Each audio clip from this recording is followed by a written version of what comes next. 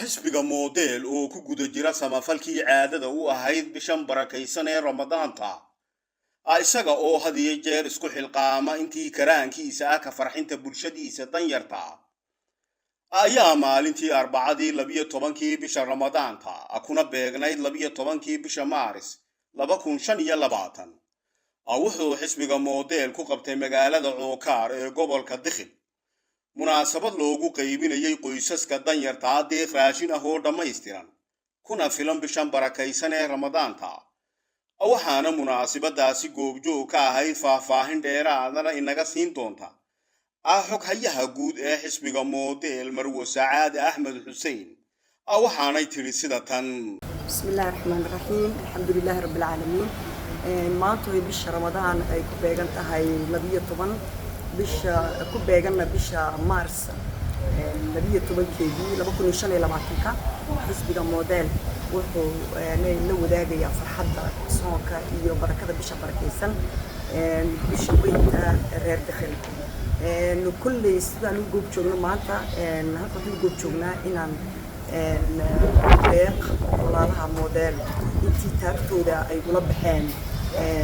inay guddoonsiyaan walaalahooda ama qoysaska danyarta ah ee magaalo madaxda Dikhil saad ogtiinba kulli xisbiga model ka falgala maaha caasimadda Djibouti sidoo kale wuxuu ka qaataa samafalka uu ka gacan galaa hay'adaha sida magaalada Dikhil maanta ay joogno oo kale kulli saad ogtiinba toddobaadkana ku jirno waxa la xusiiyay maalintii caalamiga ee haweenka waxaan leenahay haweenkii model haddaan nahay annagu halqabadkaygu wuxuu noqday in hooyo walba oo haynteedu fiicanta oo model ku jirta inay deeq u fidin karto hooyo qoys danyara oo reer Djibouti deriskeeda ha noqoto bulshooyinka reer Djibouti in ka mid ah ha noqoto waxaan leenahay dawladda baaqan u direynana maalinta caalamiga haweenku maaha xaflad iyo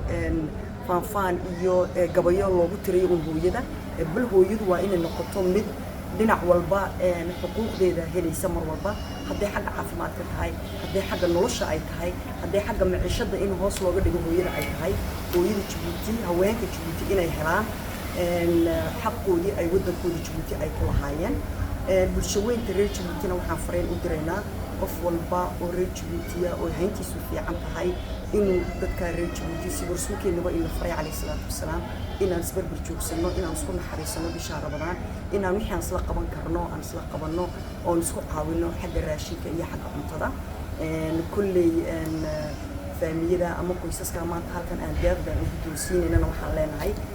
si rasmi looga guddooma insha Allah ilaahayna waxaan ka baryaynaa